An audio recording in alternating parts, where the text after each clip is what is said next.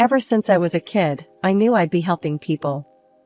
Growing up, every time I patched up a scraped knee or helped soothe a fever, it felt right. I'm Anna, by the way. My journey into the medical world wasn't glamorous, but it was mine, and I clung to it with everything I had. The university was my escape and my battlefield. I wasn't the top of my class, but I hustled hard. Nursing wasn't just a program, it was a ticket to making a real difference. And hell, I worked every angle, from grueling night shifts at the local clinic to volunteering at blood drives. Anything to build that resume and keep the scholarships coming. After getting my degree, I stayed in the city. The hospital gigs were fine, but something was missing. That's when I stumbled into cosmetology. It might not sound like life-saving stuff, but you'd be surprised how much a good skin day can mean to someone who's been battling acne or scars. I hustled some more, saved up, and eventually, with a chunky loan weighing down my bank account, I opened my own small office. It was just a tiny room in a shared space, but it was mine. It was at one of these rare gatherings with friends, you know, the kind where you realize you haven't seen each other in ages and everything just clicks, that I met David. He was a friend of a friend, typical setup. "So, you're like a nurse or something?" David asked, beer in hand, an easy smile on his face. Now I'm a cosmetologist. I own my place, I said, a little too defensively, expecting the usual judgment. "That's badass. Running your own show. Must be nice calling the shots," he said, genuinely impressed, not a hint of sarcasm. "Yeah, it's pretty cool." "Hard, but cool," I admitted, warming up to his interest. The night faded into a blur of laughter and music, but David's words stuck with me. He wasn't like the others who just nodded along. He got it, the grind, the passion. It was refreshing. Life before David was simple. Work, pay bills, hang out sometimes. But after that night, things changed. We started seeing each other, and every date, every late-night call, it just felt like, maybe, just maybe, I wasn't in this all alone anymore. Over the next few months, we found our rhythm. He'd text me in the morning, something goofy to start the day. I'd call him on my breaks, just hearing about his day made the hours easier. He worked in tech, something about networks, and a lot of complaining about how nobody appreciated good code. He met my friends, I met his. His mom, Mrs. Walker, took to me right away. She was a stout woman, strong in her opinions, and generous with her laughter. The first time I met her, she hugged me like we were long-lost family. "David hasn't shut up about you," she whispered in my ear.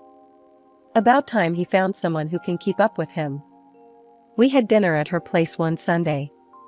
It was all very casual, homemade lasagna, and stories about David's childhood. "He used to run around barefoot all summer," she laughed, said shoes made him slow. David blushed, tried to change the subject. "Mom, come on, don't embarrass me." "Oh, hush, let her see you're not as cool as you pretend," Mrs. Walker teased, and we all laughed. It was easy, comfortable. It felt right, being there with them. After about a year, things got serious. We were spending almost every night together, and not just at my place. One chilly evening, wrapped up in blankets on my tiny balcony, David broke the silence. "Anna, I've been thinking about us." I tensed, uncertain. "Yeah? What about us?" He took a deep breath, his hand finding mine under the blanket. I know I want to build something with you. A real life. What do you think?" My heart raced, but I played it cool. "Build something, huh? Like Lego or more a Monopoly kind of deal?" He chuckled, squeezing my hand. "Funny. I mean a life, Anna. Together. Maybe even think about getting a place, something permanent." The idea was terrifying and exciting all at once. "I'd like that," I admitted. A lot. So, we started planning, dreaming really. It wasn't just about moving in or the next few years. We talked about everything, kids, careers, buying a house. He proposed not long after that night, nothing fancy, just us, which was perfect. Marry me, Anna. Let's do this for real. In a small, candlelit room, with the curtains drawn and rain tapping softly against the window, I said yes. It was the easiest yes I've ever said. The wedding planning started soon after. Mrs. Walker was a godsend, knowing just who to call, what to book, making it all seem easy. You just worry about being happy, I'll handle the stress, she insisted, and I let her, grateful for her support. It was simple, but perfect. A small ceremony, our closest friends and family, and an air of hope around us. As I walked down the aisle, seeing David there, waiting, I felt like everything was falling into place. He grinned, that lopsided grin that made me fall for him, and I knew, no matter what came our way, we'd handle it. Together. David moved into my apartment, the one I'd been renting since my cosmetologist days were just a dream. We unpacked, merged our books and dishes, and figured out whose art got wall space. It was cozy, happy chaos. The first few weeks, we'd sit at the little dining table with our laptops and piles of bills, making budgets like some kind of grown-up team. I'll handle the groceries and utilities, David offered one evening, his eyes serious as he typed out a spreadsheet. I nodded, scribbling on a notepad. And I'll keep smashing at this loan. The sooner it's gone, the sooner we can think about a house. And, maybe kids. Even saying it felt big, full of possibilities. David smiled, reaching across the table to squeeze my hand. Sounds like a plan, babe. Everything seemed lined up just right. But then, things with Mrs. Walker shifted. She'd been like a second mom during the wedding prep, but suddenly, I was out of the circle. No more Sunday dinners, no calls. When I asked David about it, he'd shrug, looking uncomfortable. She's got her moods, Her health isn't great these days. Maybe give her some space, he suggested one night when I brought it up after another missed call. I wanted to dig deeper, but the wall in his eyes told me to leave it. So, I dropped it. Maybe it was easier, not pushing. A year into our marriage, though, another crack appeared. David's steady support began to wane.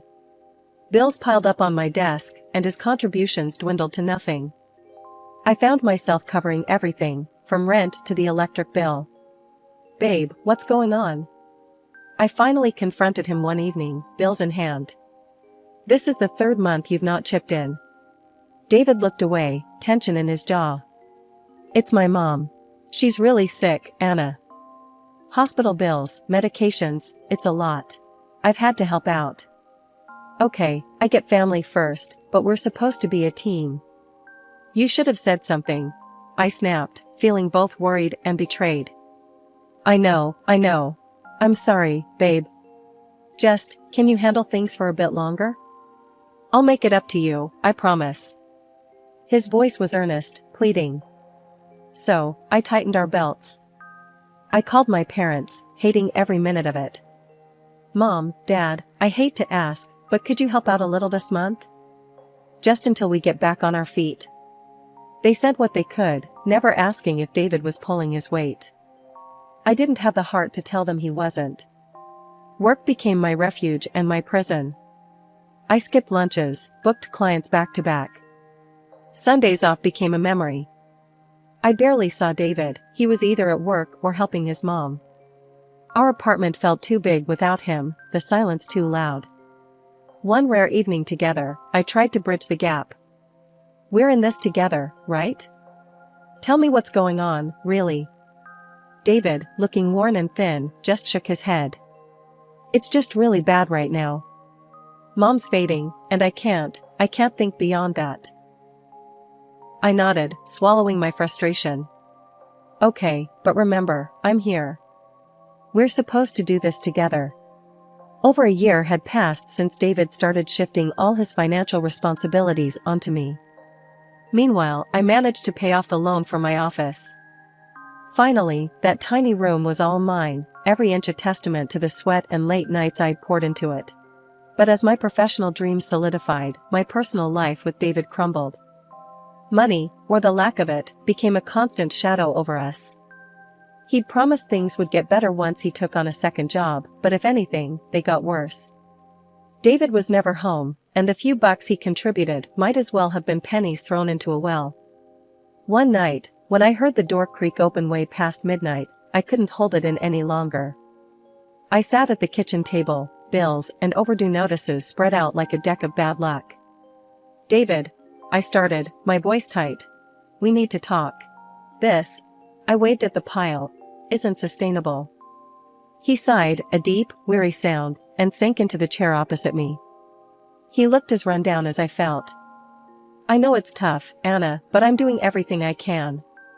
Mom's bills are they're killing me." "And what about us? Our bills?" I shot back, frustration spiking. "When is it going to be enough, David?" David looked at me, really looked, and for a second, I thought he might finally understand. But then he dropped the bomb. Maybe we could sell your office? Just until things stabilize. It would give us some breathing room." I stared at him, disbelief and anger swirling into a nasty knot in my stomach. "Sell my office? My dream? That's your solution?" I stood up, pushing my chair back so hard it screeched against the tile. David flinched, but pushed on. "It's just until we get back on our feet. I'm out there busting my ass every day and night, Anna." "And what? You think I'm not?" My voice rose, sharp and raw. "I built that business from nothing while paying half our bills on my own. And you want me to just give it up?" He stood too, anger flashing in his eyes. "Then what do you want me to do? Huh? Let my mother starve? That's not fair, and you know it." I was yelling now, too far gone to care about keeping it together. "I want a partner, David, not just a roommate who leaves me to handle everything alone." We glared at each other, the air between us thick with unsaid things and regrets. Finally, David turned and walked away, the conversation unresolved, leaving me standing there, feeling more alone than ever. Our fights became frequent, each one chipping away at what was left of our marriage. Every discussion about money ended in raised voices and slammed doors. I began to wonder if the man I married was still there, somewhere beneath the stress and the desperation. It was an unusually quiet Tuesday when I decided to head home early after a client canceled last minute. I wasn't too upset about it, the extra time gave me a chance to catch up on some much-needed rest. Pushing open the door to our apartment, I was surprised to find David frantically ironing his black suit, the one he only wore to weddings or funerals. The sight stopped me dead in my tracks. "David, what's going on? Why are you all dressed up like that?" My voice echoed slightly in the hallway, tinged with confusion. He jumped a little, clearly not expecting me. His face went pale, then flushed, a clear sign he was nervous. "It's my mom, Anna. She passed away last night. There's the funeral tomorrow." The news hit like a sucker punch. Despite everything, Mrs. Walker had been like family to me once. "Oh, David, I'm so sorry. I'll come with you, of course." "No." His response was sharp, slicing the air. She didn't want you there, Anna. Her last request. She said she never really liked you." His words were blunt, cold even. I recoiled as if slapped, my heart thumping painfully in my chest. Okay. If that's her wish. It hurt, more than I expected, but I swallowed the lump in my throat and nodded, stepping away to hide the hurt. David didn't say anything more. He just went back to his ironing, leaving me standing there, a mix of grief and confusion swirling inside me. That night, I lay in bed, thoughts racing. Something didn't sit right with me. Mrs. Walker and I had our differences, but this seemed too harsh even for her. The next morning, I watched from the window as David left, dressed in his suit, looking every part the grieving son. Once he was gone, I made a decision. I rescheduled my appointments and drove to Mrs. Walker's house, expecting to find a gathering of some sort, maybe just the tail end of it. But the street was quiet. Too quiet. Her house looked just like any other day, no cars lined up outside, no signs of a wake. Confusion led me to the front door, and on impulse, I rang the bell. The door swung open, and there she was, Mrs. Walker, very much alive, staring back at me with wide eyes. My heart stopped, then started at a sprint. You're alive?" She took a step back, her own face a mask of shock. "Anna? What on earth, why would you think otherwise?" David told me you were." The words tangled in my throat, too surreal to voice fully. "Dead?" She finished for me, her brow furrowing in confusion and concern. "My God, no. Come in, Anna. We need to sort this out." Numbly, I stepped inside, the familiar smells of her home wrapping around me like a bewildering comfort. We sat at her kitchen table, the same place we'd shared many cups of coffee. "I don't understand." "He said there was a funeral today. He was so upset." My voice trailed off as I pulled out my phone, the need to confront David growing urgent.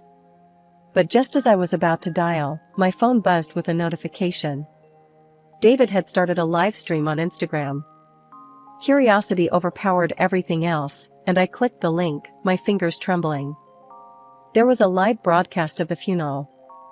But who was in the coffin if David's mother was sitting next to me? We needed to find out the truth, so we went to the funeral, finding out the exact address in one of the comments. As we drove, I couldn't help but replay the last few years in my mind, trying to piece together the deception. "So, he told you I didn't want to see you?" I asked, turning to look at her as she focused on the road. "Yes, and I believed him.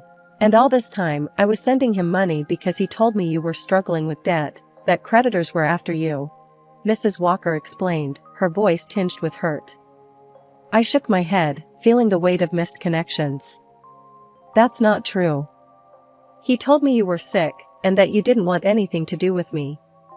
He said visiting would stress you out.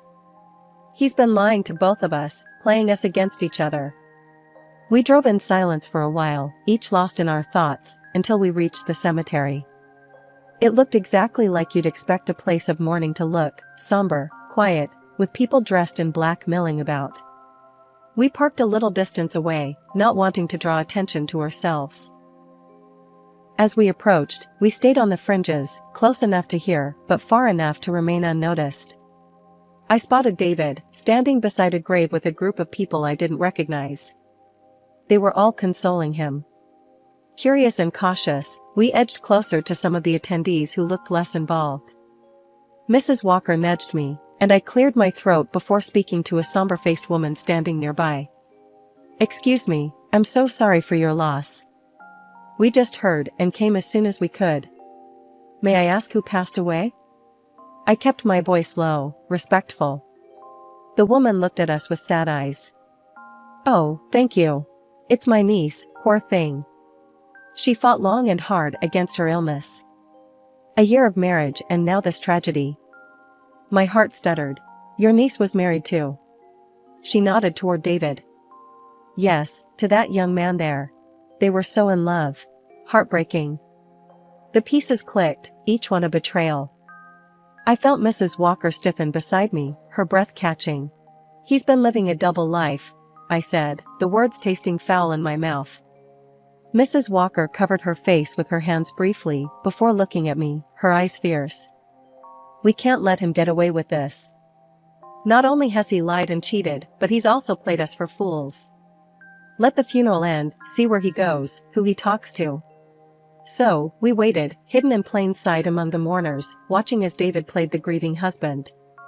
It was a performance worthy of an award, and under different circumstances, I might have applauded the sheer audacity of his deceit.